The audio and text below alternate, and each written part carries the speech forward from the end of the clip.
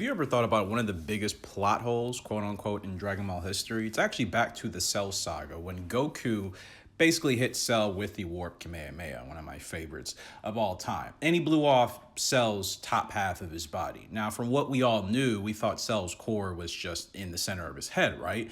So fans are like, well, how did this happen? How was Cell able to self-regenerate when his core was blew up? It was actually recently revealed in Dragon Ball Z Kakarot, who Akira Toriyama actually worked on that project quite a bit. It was a little subtle hint that Cell essentially said either his core wasn't in his head or he could move it into a different part of his body. Essentially, I think this also plays on Cell tapping his head, kind of as an insult to the other fighters who weren't aware of this and probably weren't thinking that Cell was so smart and so ingeniously made that he could actually have his core somewhere else. That way, if it was blown up, he could still regenerate. Saiyans losing their tails, good or bad, in Dragon Ball Super.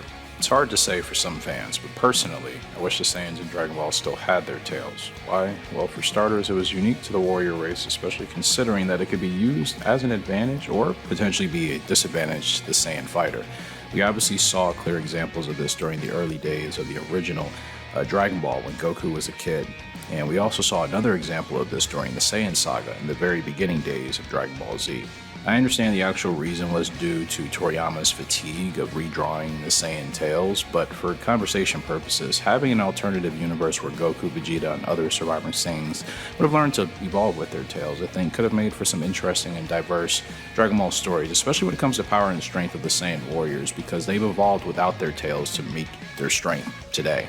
What would they be like had they still kept their tails? No more transformations are coming in Dragon Ball Super's return.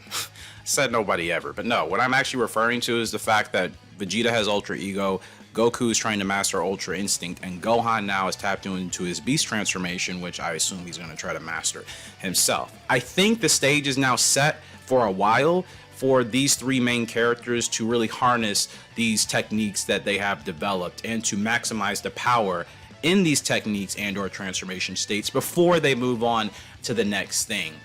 We've essentially seen that throughout Dragon Ball Super. Goku and Vegeta both, for what it's worth, mastered Super Saiyan Blue. Therefore, something had to come after that. None of them have mastered their current techniques and transformation. So I think it'll be a while before we get any new ones, and I think that's going to be great because we'll start to see these characters focus more on their base form power, which is what Whis has been telling them to do now for years anyways. So I don't think any more transformations are coming for those three characters anytime soon.